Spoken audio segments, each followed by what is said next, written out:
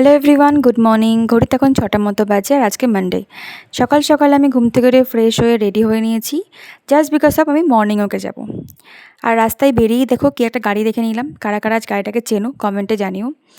আর এখন থেকে আমি 30 ডেজ চ্যালেঞ্জ নিয়েছি, আমি রোজ মর্নিং ওয়াকে বেরোবো। কারণ আমাকে আমার বড় রোজ রোজ বলে বলে মাথা খারাপ করে দিয়েছে, মর্নিং ওয়াকে চলো মর্নিং ওয়াকে চলো।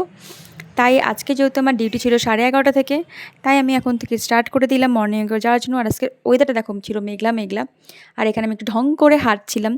আর হাঁটতে হাঁটতে এখানে আমি একটা ফুল গাছও দেখে নিয়েছিলাম, ওটাই জয়কে দেখাচ্ছিলাম।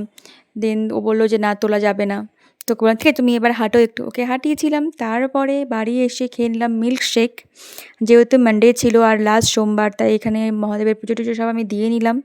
পুজো কমপ্লিট করে রান্না করে নিলাম। রান্না করছিলাম ছোলার ডাল, পাঁচমিশালি সবজি, করেছিলাম পাঁপড় ভাত। তারপর এখানে রেডি হয়ে গেলাম অফিসের জন্য। বাই, দেখা হচ্ছে নেক্সট ভিডিওতে।